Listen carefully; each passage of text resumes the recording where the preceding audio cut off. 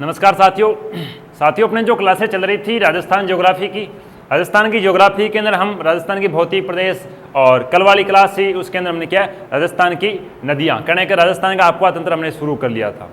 उस अपवाह तंत्र के अंदर सामान्य की कुछ बातें की, सामान्य की बातों के बाद में हमने क्या किया, राजस्थान के अपवाह तंत्र को 3 भागों में डिवाइड किया था। पहला एक आंतरिक अपवाह तंत्र, दूसरा क्या कहलाया बंगाल की खाड़ी और तीसरा क्या कहलाया अरब सागरीय अपवाह तंत्र। इन तीनों के अंदर पहला जो आंतरिक अपवाह तंत्र था उसकी हम चर्चा कर ली थी। कहने करता आंतरिक अपवाह तंत्र की जो नदियां थी उनकी बातें हम कर चुके थे। आज उसी कड़ी के अंदर नेक्स्ट जो आज अपनी क्लास लेंगे वो राजस्थान की नदियों के अंदर लेंगे। राजस्थान की नदियों के अंदर आज जो नदियां पढ़ेंगे वो कौन सी नदियां पढ़ेंगे, अरब सागरीय अपवाह तंत्र। कौन सी, अरब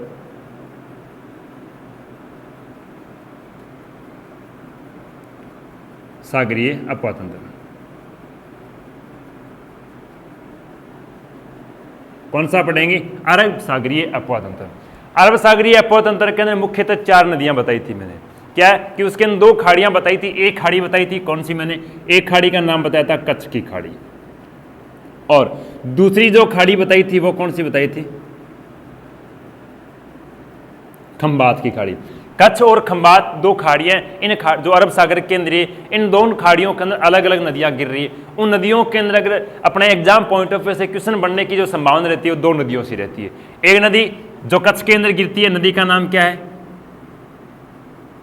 लूनी, और दूसरी नदी जो खंबात की खाड़ी में गिरती है उस नदी का नाम क्या है, माही। इन 2 नदियों से क्वेश्चन बनने की सर्वाधिक संभावना रहती है। बाकी 2 छोटी नदियां और है उनसे क्वेश्चन बनने की कोई संभावना नहीं रहती। हाँ अगर रहेगी तो मैं उनकी बातें आपको बताऊंगा। तो सबसे पहले हम बात करेंगे कि अरब सागर में गिरने वाली नदी किसकी, कच्छ की खाड़ी में जो नदी गिरती है नदी का नाम क्या है, लूनी। इस लूनी नदी की चर्चा करेंगे और लूनी नदी से किस प्रकार से हमारे एग्जाम पॉइंट ऑफ व्यू से कौन से क्वेश्चन बनने की संभावना रहती है। सबसे पहले बात करता हूं इस राजस्थान के मानचित्र के ऊपर। देखो मैं राजस्थान का मैप तैयार करता हूं आपके लिए।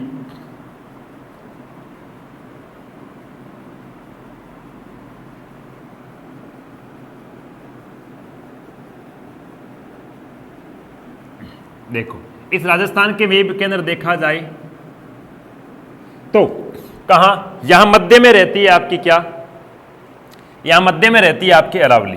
इस प्रकार से यहां से बात करूं, यह अरावली का विस्तार रहता है इस प्रकार से, ऐसे अरावली फैली हुई है बीच के अंदर। तो यहां पर देखोगे आप तो क्या, यहां पर अजमेर से निकलती है एक नदी इस प्रकार से ऐसे, और ये इस प्रकार से होते हुए कहां, अरब सागर में जाके गिरती है ऐसे ऐसे। इस प्रकार से इस नदी का क्या रहता है, बहाव क्षेत्र रहता है। कहने का अर्थ इस नदी का क्या रहता है, फैलाव रहता है। देखो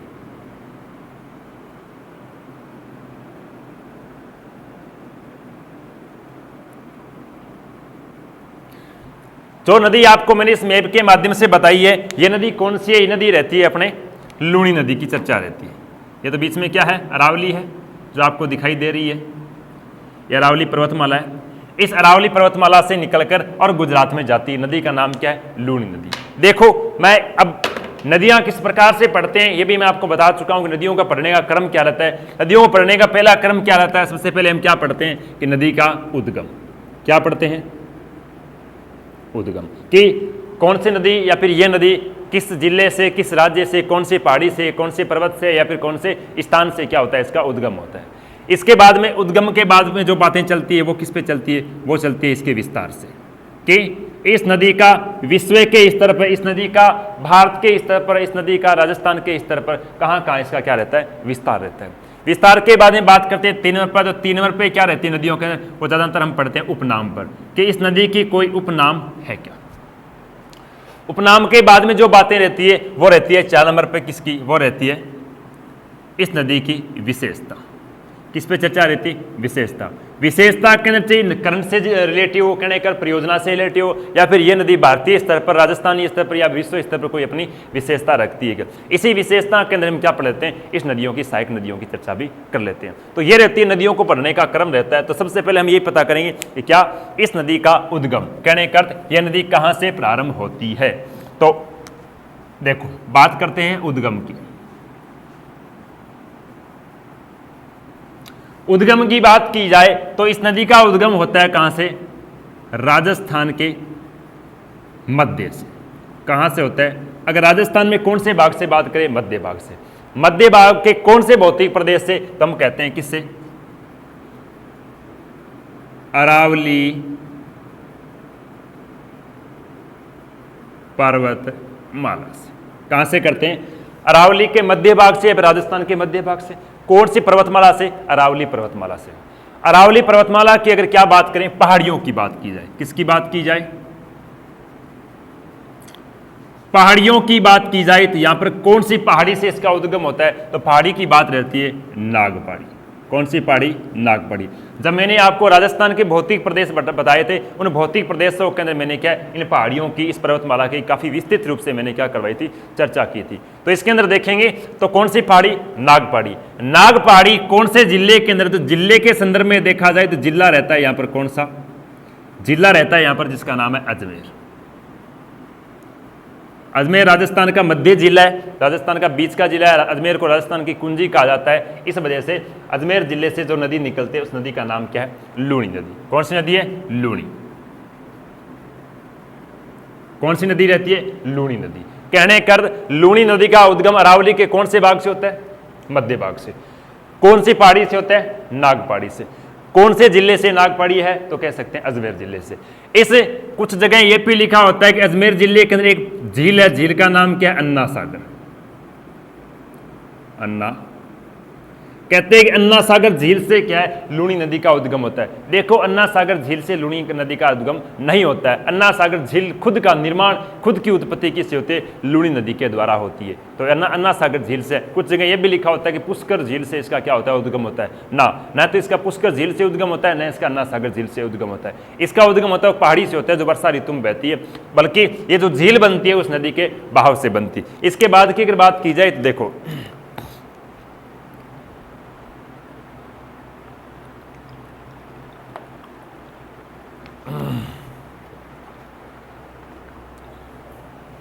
इसके बाद में बात रहती है उद्गम के बाद में किसकी?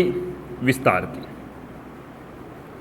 कहने कर इस नदी का विस्तार भारतीय स्तर पर कहां रहता है? कौन से राज्य में रहता है?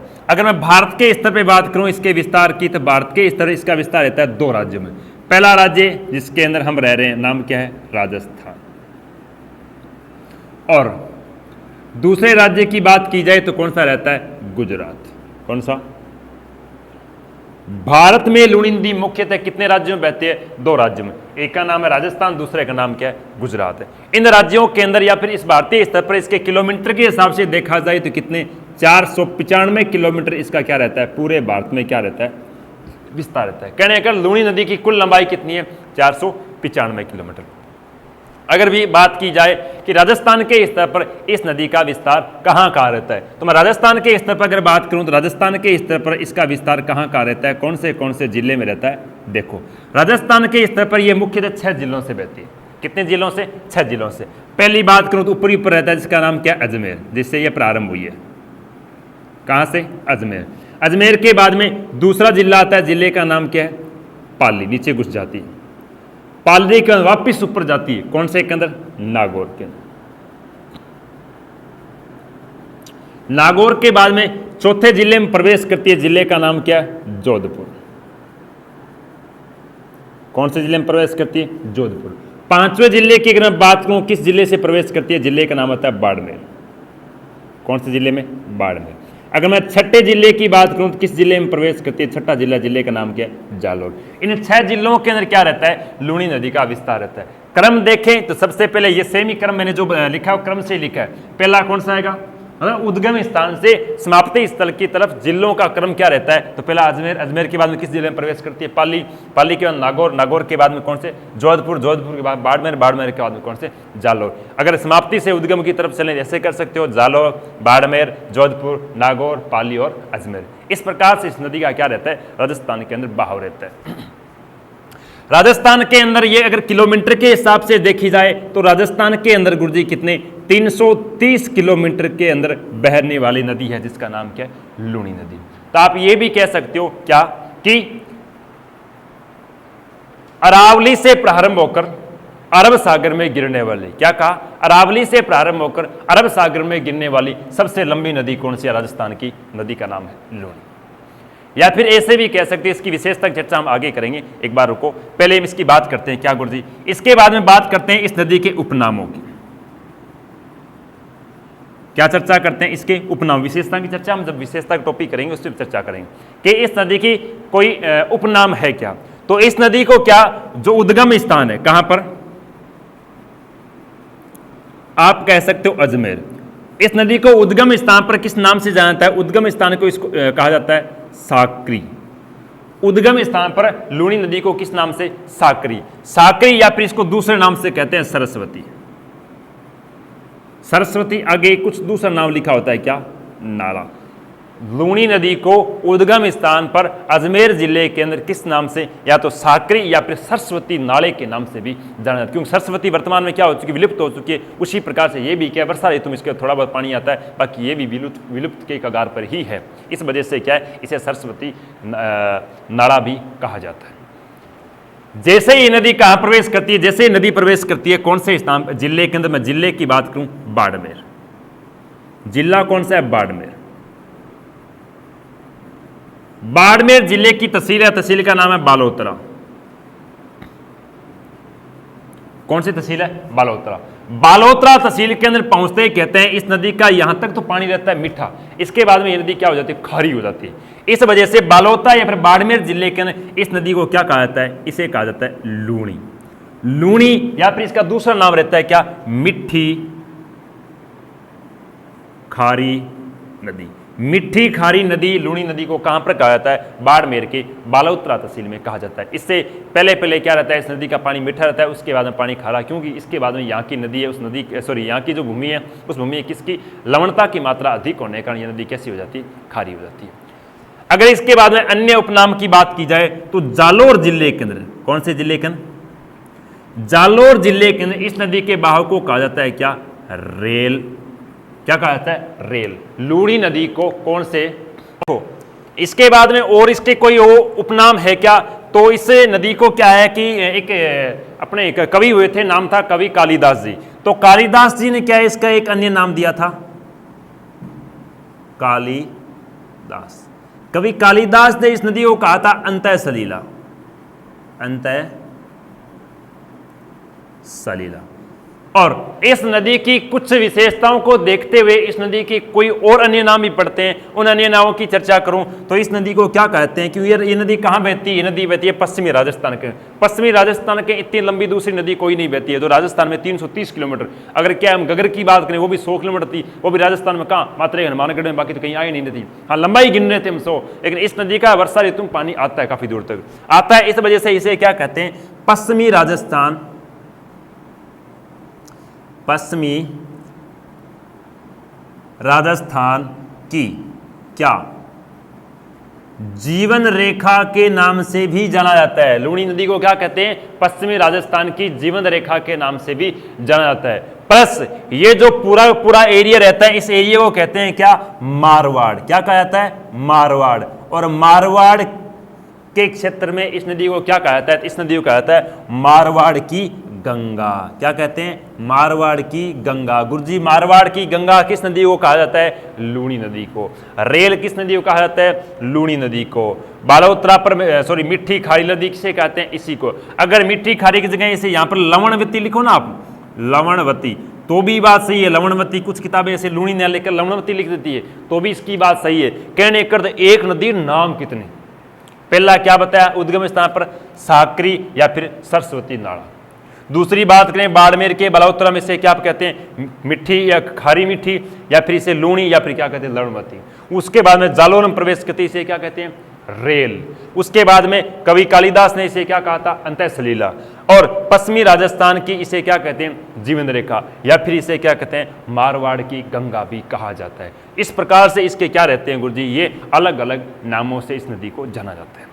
अब बात करते हैं इस नदी की गुरुजी विशेषता। तो पहले आप इसका क्या लो, स्क्रीनशॉट लो, फिर मैं आगे की ओर बढ़ता हूं। देखो, चलो ठीक है, बात करते हैं इसके बाद में क्या, हमने विशेषता उद्गम की बाद में अब विस्तार और उद्गम, उसके बाद उपनामों की बात की। अब हम बातें करेंगे किसकी, अब बातें करेंगे हम इस नदी की विशेषता को लेकर। देखो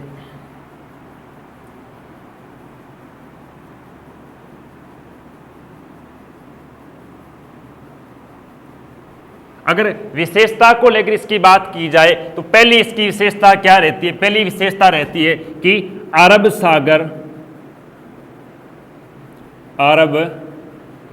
सागर में जल गिराने वाली राजस्थान की क्या सबसे लंबी नदी है। देखो लूणी माही भी एक तरीके से क्या करती है, अरब सागर में जल गिराती है, लेकिन देखा जाए तो वो राजस्थान में बहुत ही कम बहती है। राजस्थान में 171 के समथिंग बहती है। उसकी तुलना में देखी जाए तो इस नदी की लंबाई राजस्थान में क्या रहती है, अधिक रहती है, जिस वजह से इसे क्या है, अरब सागर में जल गिराने वाली राजस्थान की क्या कहते हैं, सबसे लंबी नदी कहा जाता है। दूसरी अगर इसकी विशेषता की बात की जाए तो दूसरी इसकी विशेषता रहती है क्या, अरावली के मध्य भाग, क्या लिखा, अरावली के मध्य भाग से प्रारंभ होकर, क्या लिखा मैंने, अरावली के मध्य भाग से प्रारंभ होकर दक्षिण की ओर बहने वाली राज्य की एक मात्र नदी है। क्या कि अरावली के मध्य से गुरुजी और कोई प्रारंभ होती है क्या? हाँ, अरावली के मध्य से एक और नदी प्रारंभ होती है जिसका नाम है बनास, जिसकी हम चर्चा करेंगे। लेकिन वो दक्षिण में नहीं बहती, वो किधर बहती है, वो उत्तर पूर्व या फिर पूर्व दिशा में बहती है। इस वजह से दक्षिण की ओर बहने वाली एक नदी, इसका नाम क्या है, लूणी। अगर तीसरी विशेषता की बात की जाए तो क्या रहती है कि अरब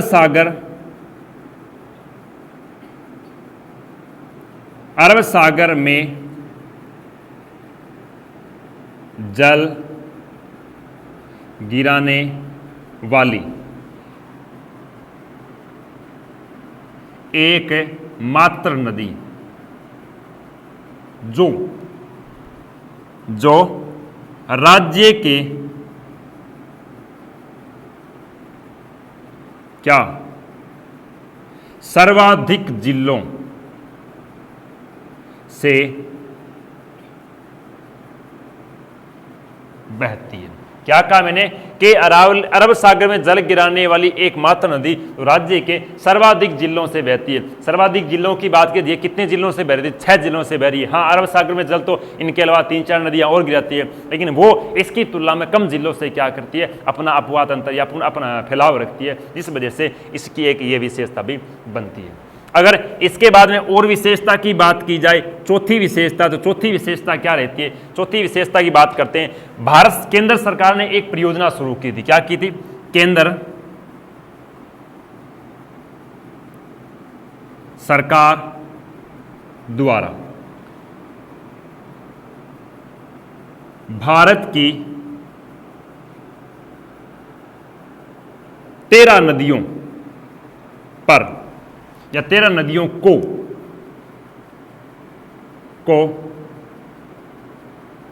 सुरक्षित रखने के लिए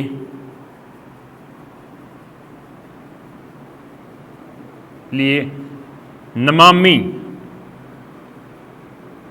गंगे, क्या लिखा, केंद्र सरकार द्वारा भारत की 13 नदियों को सुरक्षित रखने के लिए नमामि गंगे परियोजना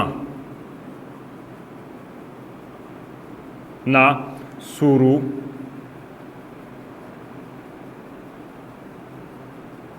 की गई थी, जिसमें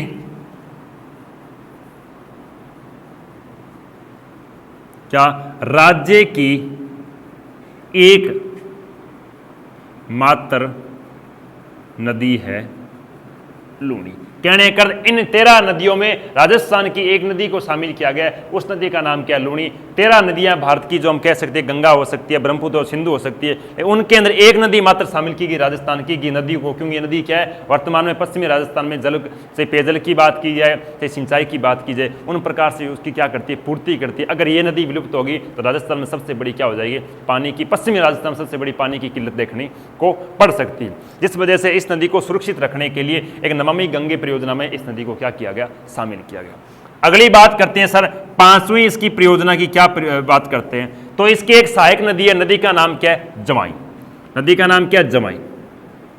और उस जवाई नदी के ऊपर क्या काम है, इस नदी की एक सहायक नदी है, नदी का नाम क्या है, जवाई। इस जवाई नदी के ऊपर किसके अंदर, पाली जिले के, किस जिले के अंदर, पाली जिले के अंदर एक बांध बनाया गया। क्या बनाया गया, बांध। बांध का नाम क्या रखा गया, बांध का नाम रखा गया जवाई। नदी किस नदी का नाम क्या है, जवाई, तो बांध का नाम क्या रख दिया, जवाई। ये जवाई बांध पश्चिमी राजस्थान का सर्वाधिक भराव में उच्च क्षमता वाला बांध है। वैसे राजस्थान में सर्वाधिक भराव क्षेत्र की बात की जाए तो वो अपने कौन सा रहता है, राणा प्रताप सागर रहता है, जो कहाँ है, चित्तौड़गढ़ के अंदर है। लेकिन पश्चिमी राजस्थान के अंदर बात की जाए कि सर्वाधिक भराव वाला बांध कौन सा है, तो जवाई बांध, जो क्यों, कौन से जिले में, पाली जिले में। लेकिन ये लूणी नदी पर नहीं है, ये किसके अंदर है, ये लूणी की सहायक नदी है, नदी का नाम क्या है, जवाई।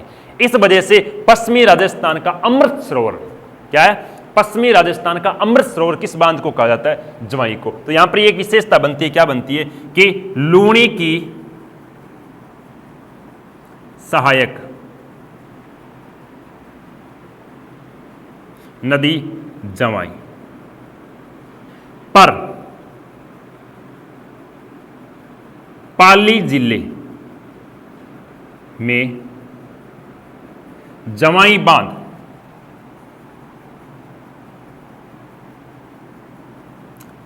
बनाया गया, जिसे जो पश्चिमी राजस्थान का पानी भराव की दृष्टि से, किस दृष्टि, पानी भराव की दृष्टि से सबसे बड़ा बांध है, जिसे मारवाड़ या मरु प्रदेश का अमृत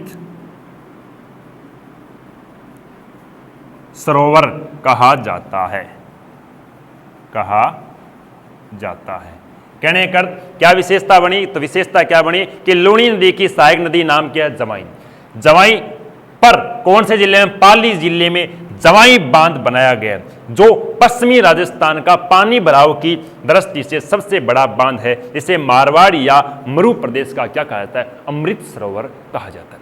इसके बाद में और अगर इसकी विशेषता की बात की जाए तो छठी इसकी विशेषता क्या रहती है कि लूणी की सभी, क्या लिखा, लूणी की सभी सहायक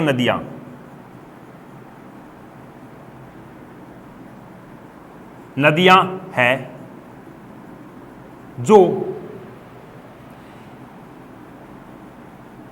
लूणी के दक्षिण पूर्व दिशा से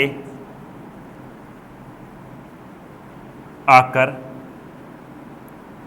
मिलती है, पर एकमात्र नदी, क्या लिखा, पर एकमात्र नदी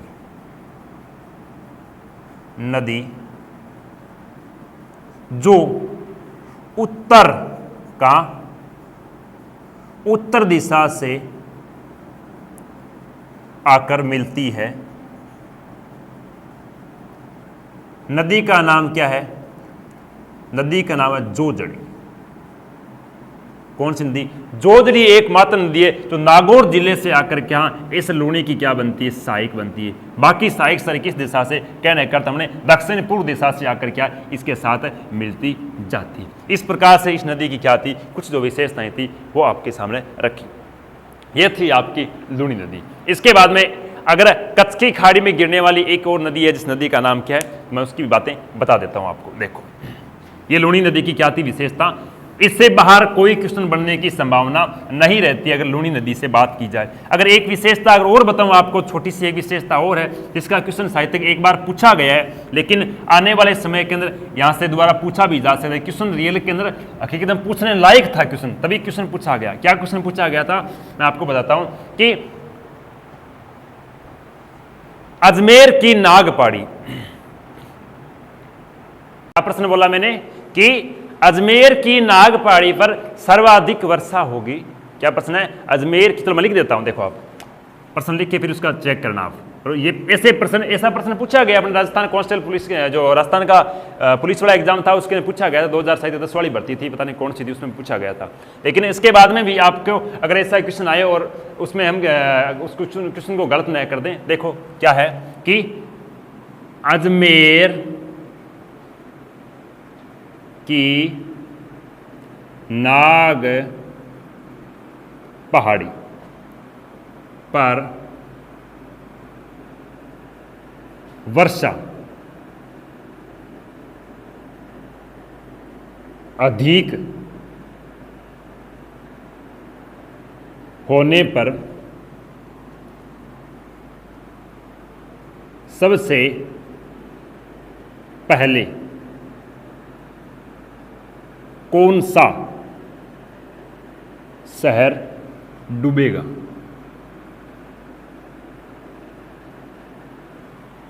क्या प्रश्न, देखो प्रश्न क्या लिखा है, अजमेर की नाग पहाड़ी पर वर्षा अधिक होने पर सबसे पहले कौन सा शहर डूबेगा, या फिर सबसे पहले कौन से शहर पर क्या है संकट मंडराएगा बाढ़ की स्थिति में। ऑप्शन दूं, चलो एक बार ऑप्शन हो देता हूं, बताऊंगा नहीं इसका उत्तर, उत्तर आप बताओगे कमेंट के अंदर। पहला क्या दे रहा हूं, अजमेर। दूसरा ऑप्शन क्या है, बी के अंदर पाली का एक शहर है, शहर का नाम है सोजत। क्या नाम है, सोजत। दूसरे की बात करूं किस पे, मैं बात करता हूं सी पर। सी की बात करें आता है नागौर, नहीं इस पर रहता हूं बालोतरा। और डी पे लेता हूं नागौर। ये चार ऑप्शन है, इन चारों ऑप्शनों के उत्तर मैं आपसे कमेंट के माध्यम से पूछूंगा। क्या है सही, कौन सा सही है, ए सही है, बी सही है, सी सही है, डी सही है। तो ऐसे क्वेश्चन आने वाले एग्जाम है उनके अंदर ऐसे आए जिनके अंदर हम कंफ्यूज ना हो। आपको पहले कमेंट के बाद पूछना, अगर नहीं आते फिर मैं अगले वीडियो के आपको पक्का बता दूंगा। चलो आगे चलते हैं। बात इसके बाद में क्या रहती है कि एक कौन सी कच्छ की खाड़ी में गिरने वाली एक नदी है, उसकी कोई विशेषता तो है नहीं, लेकिन थोड़ी सी बात बता देता हूं। क्या नदी का नाम है पश्चिमी बनास। पश्चिमी बनास, क्या नाम नदी का, पश्चिम बनास। इस पश्चिम बनास की कोई विशेष बातें तो है नहीं। ये कहां से, ये प्रारंभ होती है अपने सिरोही जिले से। कौन से जिले से, सिरोही जिले से प्रारंभ होकर यहां से, यहां पर आपका सिरोही जिले से प्रारंभ होकर कौन सी खाड़ी में, वही कच्छ की खाड़ी में जाकर गिर जाती है। कहने का इसकी एक विशेषता है केवल, वो आप ये कह सकते हो कि राज्य की कौन सी नदी जो अरावली के दक्षिण से प्रारंभ होकर, क्या लिखा, राज्य की कौन सी नदी जो अरावली के दक्षिण से प्रारंभ होकर अरब सागर की कच्छ खाड़ी में जल गिराती है। क्या लिखा कि राज्य की कौन सी नदी जो अरावली के दक्षिण से प्रारंभ होकर कहां की कच्छ की खाड़ी में अपना जल गिराती है।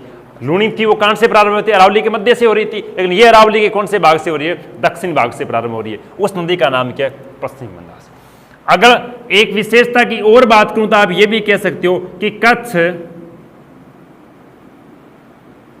खाड़ी में जल गिराने वाली क्या राज्य की सबसे छोटी नदी है। कहां से? कच्छ की खाड़ी में जल गिराने में राज्य की सबसे छोटी नदी कौन सी है? वो रहती है आपकी पश्चिम बंगाल। इसके बाद में पश्चिम बंगाल से कोई क्वेश्चन बनने की संभावना नहीं रहती है। अगली बात करते हैं राज्य। अगर हम बात करें भारतीय लेवल पर तो इतना डीपली क्वेश्चन पूछा जाता है, लेकिन अगर कोई राजस्थान लेवल पर कोई कॉम्पिटिशन होता है उस पर भी इसका कोई क्वेश्चन बनता नहीं है। आगे बात करते हैं, ये थी आपके कच्छ की खाड़ी में गिरने वाली नदियां। इसके बाद में नदियां रहती है, वो रहती है पूरी पूरी क्या? खंबात की खाड़ी में गिरने वाली। खंबात की खाड़ी में गिरने वाली एक ही नदी है जिस नदी क्या रहती है? विशेषता रहती है। बाकी कोई नदी है नहीं जिसकी कोई विशेषता रहती है। देखो ये रहता है आपका राजस्थान। वापिस पुणे नदी का नाम क्या है? लूणी के बाद में दूसरी नदी आती है, वो आती है आपके खंबात की खाड़ी में गिरने वाली नदियों की बात करेंगे। नदी का नाम है माही। क्या नाम नदी? माही नदी। देखो माही नदी की अगर चर्चा की जाए तो वही सेम का सेम वही प्रक्रिया रहेगी नदियों के पढ़ने की। क्या? पहले हम पता करेंगे कि इस नदी की भौगोलिक स्थिति क्या रहती है। भौगोलिक स्थिति की बात की जाए तो यहां पर एक पर्वतमाला है दक्षिण के अंदर, इस प्रकार से। इस पर्वतमाला का भारतीय भूगोल के लिए मैं पूरी पूर्णतः चर्चा कर चुका हूं। इस पर्वतमाला से प्रारंभ होकर इस प्रकार से ऐसे और ऐसे कौन सी खाड़ी में हम कह सकते हैं? खंबात की खाड़ी में जल गिराने वाली ये देखो ये नदी है।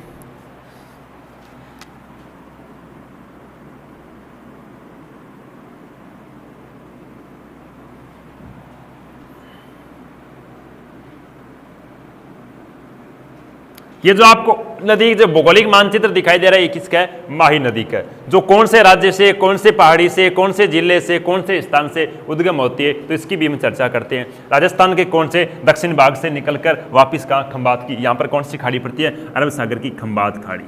नीचे लिख देता हूं खंबात खाड़ी। बात करते हैं सबसे पहले इस नदी की। क्या? इस नदी की चर्चा रहती है उद्गम, कि इस नदी का उद्गम कहां से होता है। अगर उद्गम की चर्चा की जाए तो यह नदी प्रारंभ होती है कौन से राज्य से? राज्य की बात रहती है सबसे पहले, तो राज्य है आपका कौन सा? मध्य प्रदेश। कौन से राज्य से प्रारंभ होती है? मध्य प्रदेश। अगर मध्य प्रदेश के अंदर बात करूं मैं किसकी? पर्वतमाला की। तो पर्वतमाला रहती है, पर्वतमाला का नाम है विंध्याचल। कौन सी पर्वतमाला? विंध्याचल पर्वतमाला से क्या होता है? इसका उद्गम होता है। विंध्याचल पर्वतमाला के अंदर बात करें क्या कि यहां पर बात करते हैं जिले की। किसकी बात करते हैं? तो यहां पर जिला रहता है, जिले का नाम है धार। कौन सा जिला है? धार। धार जिले की एक तहसील है, तहसील का नाम है सरदारपुरा।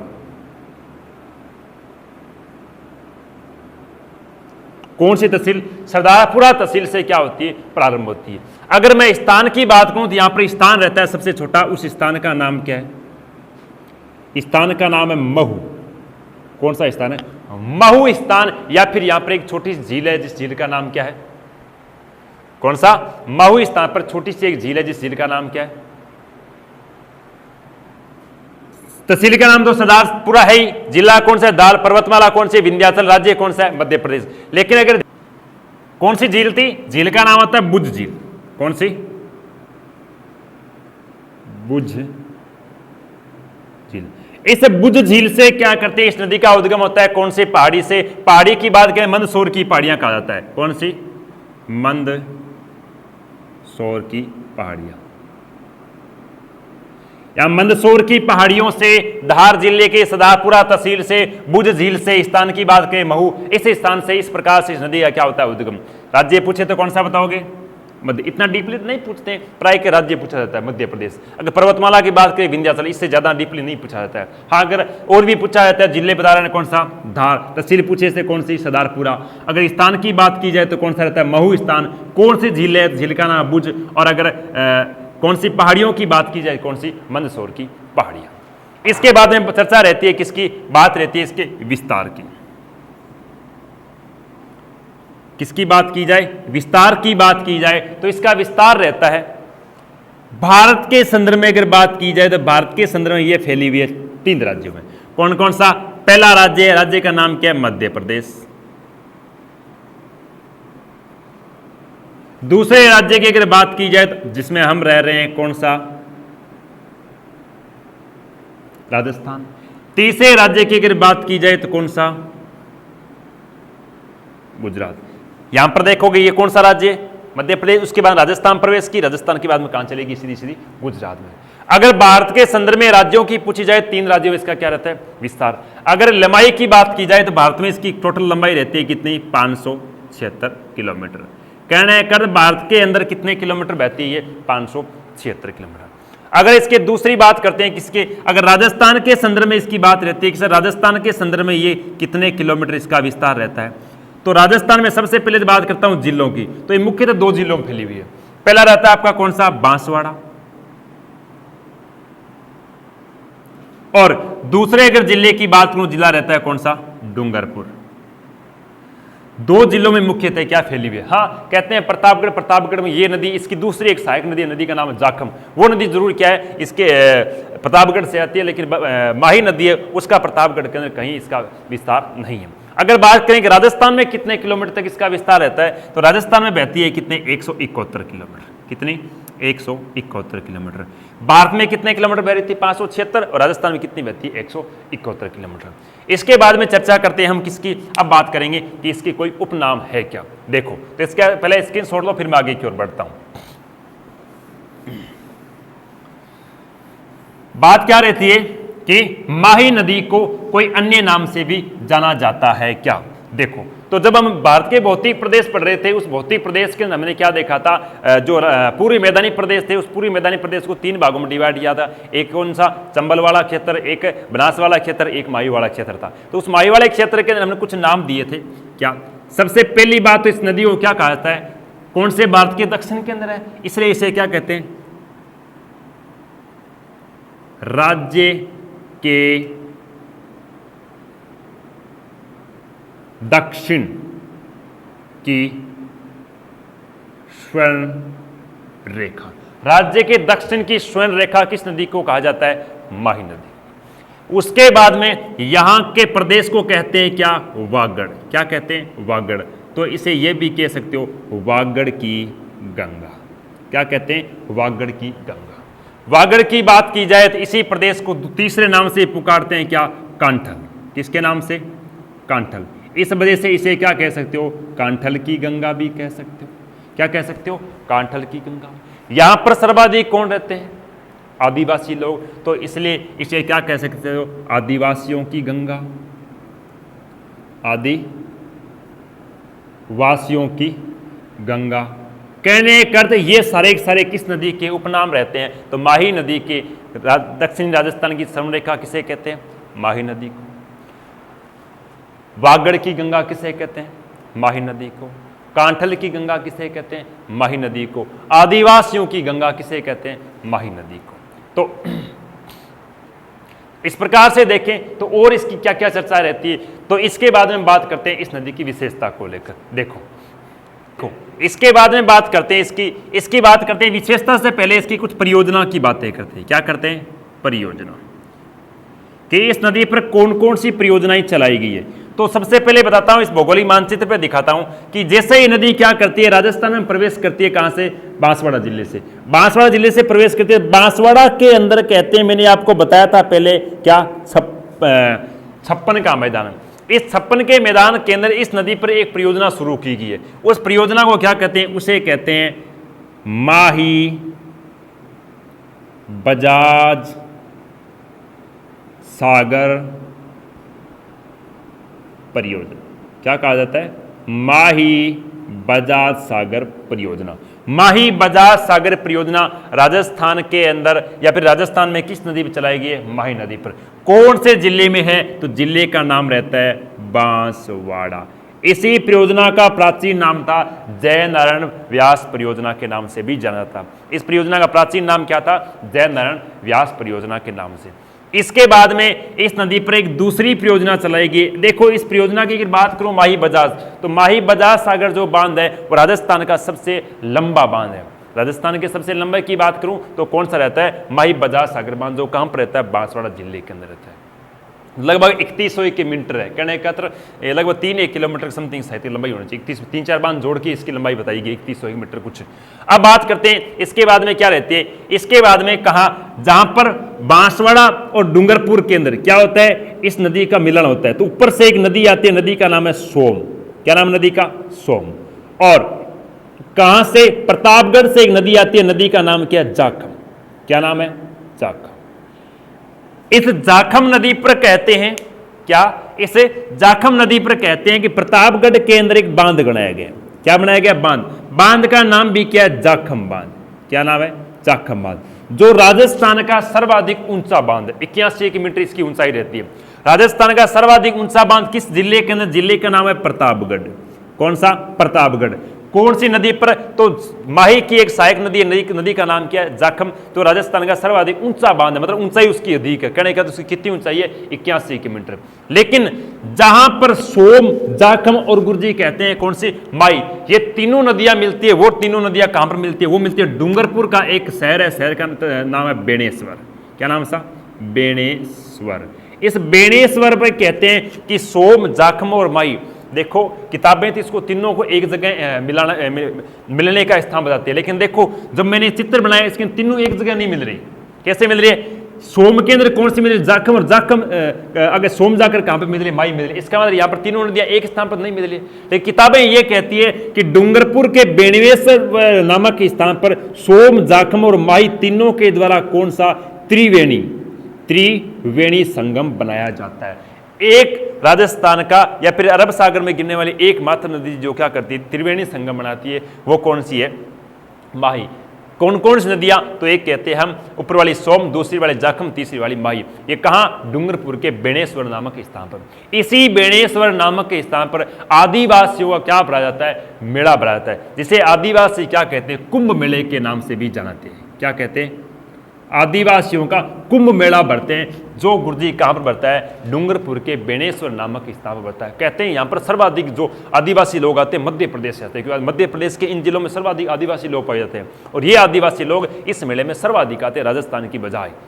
चलो, और कहां? इसी स्थान पर, कौन से? इस सोम नदी के स्थान पर कहते हैं एक परियोजना शुरू की गई है, जिस परियोजना को क्या कहते हैं? भीखा बाई और सागवाड़ा परियोजना। कौन सी गुर्जी? भीखाबाई सागवाड़ा परियोजना इस सोम नदी पर गुर्जी का उदयपुर जिले के अंदर क्या की गई है? शुरू की गई है, जो अपने वर्षा ऋतु में इस पानी को उपयोग लेने के लिए उदयपुर जिले की कुछ ऐसे वादियों जिनकी सिंचाई के लिए पानी उपयोग लेने के लिए एक परियोजना शुरू की गई, जिसे हम क्या कहते हैं? भीखाबाई सागवाड़ा परियोजना के नाम से भी जाना जाता है। कितनी परियोजना होगी? 2। तीसरी परियोजना फिर कहां गुर्जी? इस डूंगरपुर के जिले के अंदर फिर एक परियोजना शुरू की गई। उस परियोजना को क्या कहते हैं? उस परियोजना को कहते हैं, बांध बनाया गया, बांध का नाम है कागदी पिकअप। बांध का नाम क्या है? कागदी पिकअप। इस कागदी पिकअप परियोजना को कागदी पिकअप परियोजना ही कहा जाता है। कागदी पिकअप का अर्थ क्या होता है? कि ऐसी बांध जिसके ऊपर क्या है? लिफ्टों से पानी उठाकर पानी को क्या है? गिराया जाता है, जिससे क्या होता है? या तो नहरों की सिंचाई होती है या फिर उस पानी से क्या बिजली उत्पादन की जाती है। ऐसा बांध बनाया गया जो डूंगरपुर के बनाए, उसे क्या कहते हैं? कागदी पिकअप बांध के नाम से भी जाना जाता है। 3। राजस्थान में इस नदी पर कितने बांध बने? 3 बांध बने। पहला कौन सा? माही बजाज सागर। दूसरा कौन सा? हम कह सकते हैं भीखाबाई सागवाड़ा बांध। और तीसरा बांध कौन सा? कागदी पिकअप बांध। इसके बाद में देखें तो कहा? इस गुजरात के ऊपर कहते हैं इस नदी पर फिर एक बांध बनाया गया। उस बांध को क्या कहते हैं? उसे कहते हैं कंडाना बांध। क्या कहते हैं? कंडाना बांध। ये कंडाना बांध भी गुरुजी कहाँ? ये कंडाना बांध भी विद्युत उत्पादन की तरह विद्युत उत्पादन करता है, और ये पिकअप कागदी पिकअप भी क्या करता है? विद्युत उत्पादन करता है। इस बांध को भी कहते हैं कागदी पिकअप बांध ही कहा जाता है।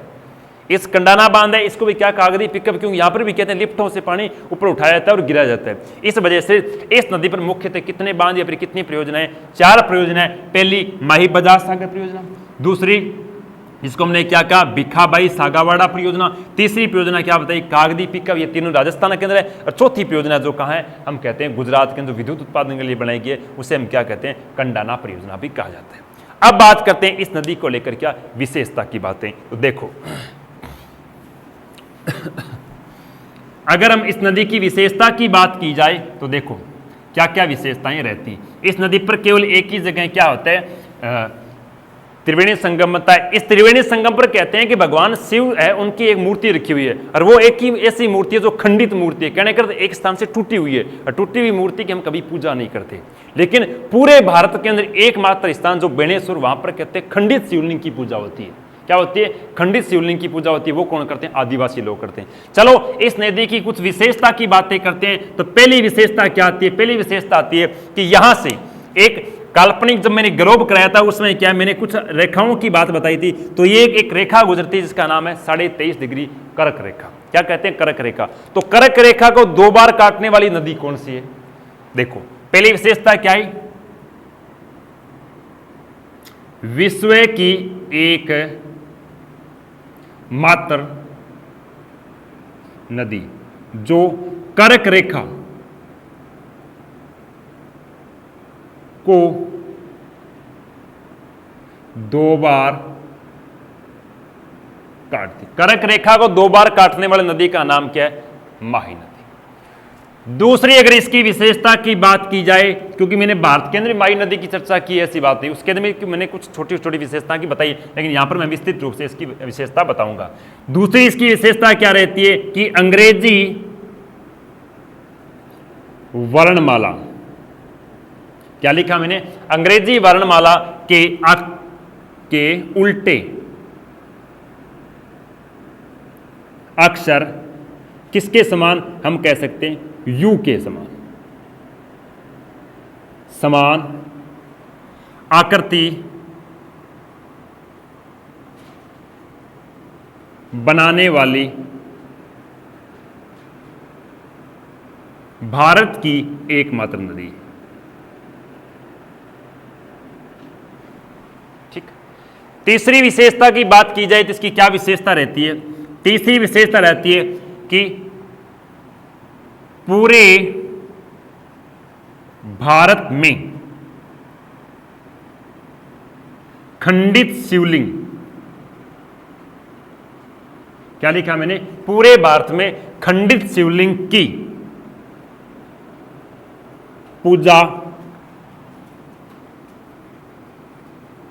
माही के तट पर कहां? बेणेश्वर धाम में की जाती है।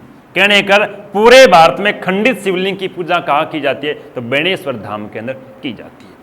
अगली अगर चौथी विशेषता की बात की जाए तो चौथी विशेषता इसकी रहती है, वो क्या रहती है कि इस नदी के पानी का सर्वाधिक उपयोग करते हैं राजस्थान में, वो कौन सी करती है? आदिवासी जनता करती है। इस वजह से आप इसे कह सकते हो कि राजस्थान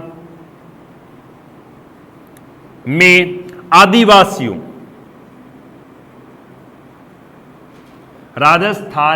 आदिवासियों की गंगा किसे कहते हैं? हम कहते हैं गंगा माही को कहा जाता है। और अगर इसकी विशेषता की बात की जाए तो कहते हैं इस नदी के तट के ऊपर क्या कि इस नदी के तट के ऊपर प्राचीन समय में कौन से महू या फिर अहुआ के पुष्प से क्या शराब बनाई जाती थी? क्या बनाई जाती? अहुआ के पुष्प से शराब बनाई जाती थी, जिस वजह से देखो। इसके बाद में अगर इसकी विशेषता करें 5 नंबर पे, इसकी विशेषता क्या रहती है? 5 नंबर पे खंबात की खाड़ी, या लिख सकते हो अरब सागर। खंबात की खाड़ी या अरब सागर में गिराने वाली राजस्थान की क्या सबसे लंबी नदी? क्यों? क्योंकि हमने लूनी की बात की थी, लूनी की टोटल लंबाई कितनी बताई थी? 495 किलोमीटर। इसकी जो टोटल लंबाई बताई मैंने कितनी बताई है? 576। इसका मतलब लूनी की तुलना में इसकी लंबाई क्या अधिक है? अरब सागर की बात की जाए, अरब सागर में सर्वाधिक जल गिराने वाली लंबी नदी है तो कौन सी है? माही। खंबात की खाड़ी में तो ये एक ही रहेगी। इसका मतलब इसकी क्या है? पांचवी विशेषता भी बन गई। छठी अगर विशेषता की बात की जाए तो इसकी एक विशेषता आप और ले सकते हो, बाकी इसकी कोई विशेषता है नहीं। छठी विशेषता क्या ले सकते हो कि भारत की एकमात्र, क्या लिखा? भारत की एकमात्र नदी जो कहां से? दक्षिण से, कहां से? दक्षिण से प्रारंभ होकर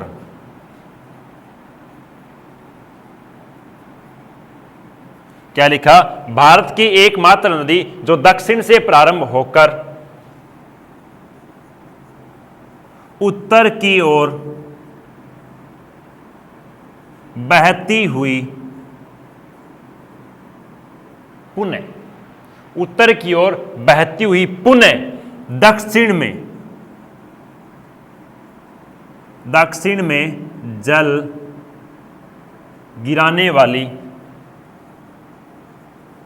एकमात्र नदी है। देखो प्रारंभ किधर से हुई? दक्षिण से। बह किधर रही है? उत्तर की ओर। लेकिन पुनः दक्षिण के अंदर जल गिराने वाली कौन सी नदी है? माही नदी है। तो इस नदी को लेकर यह क्या थी? विशेषता। मात्र एक नदी जिसकी विशेषता तो कोई है नहीं, लेकिन मैं थोड़ी सी बात बता देता हूं कि खंबात की खाड़ी में गिरने वाली एक और नदी है जिसकी चर्चा क्या रहती है। देखो नदी का नाम क्या रहता है? खंबात की खाड़ी में गिरने वाली एक और नदी है, नदी का नाम क्या है? नदी का नाम है साबरमती। क्या नाम है नदी का? साबरमती। साबरमती नदी कहां से प्रारंभ होती है? देखो इसको डिलीट कर देता हूं पूरा पूरा। इसके अंदर देखोगे आप तो साबरमती नदी का उद्गम होता है कहां से? उदयपुर जिले से। कहां से उद्गम होता है? उदयपुर जिले से उद्गम होकर सीधी सीधी कहां पर जाके गिरती है? खंबात की खाड़ी में। राजस्थान के मात्र एक नदी जिसका उद्गम कहां होता है? राजस्थान में। लेकिन इसका पूरे जल का उपयोग कौन लेता है? गुजरात लेता है। राजस्थान इसका 1% भी कहते हैं उपयोग लेता है। मात्र इसका अपवाद तंत्र है, वो भी 100 में से देखा जाए तो कितना? 1% अपवाद तंत्र का है। भारत में राजस्थान बहता है, बाकी पूरा कहां बहता है? गुजरात में। तो आप ऐसा कह सकते हो कि पहली विशेषता इसकी क्या बनती कि खंबात की खाड़ी में जल गिराने वाली सबसे क्या? छोटी नदी है। लंबी कौन सी थी? माही। छोटी कौन सी होगी? ये। दूसरी बात करें तो राज्य की एक मात्र नदी है जिसका उद्गम तो राजस्थान में होता है, पर इसके जल का उपयोग पूर्णतः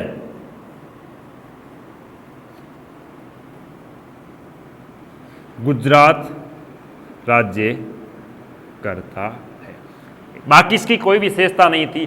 यह थी आपके अरब सागर में गिरने वाली 4 नदियां। उन चारों नदियों की हमने क्या कर ली? आज इस क्लास के माध्यम से चर्चा कर ली। अब जो नेक्स्ट क्लास रहेगी अपने बंगाल की खाड़ी में जल गिराने वाली नदियों की रहेगी। तब तक इस क्लास के साथ बने रहे। आज के लिए इतना ही। धन्यवाद विद्यार्थियों।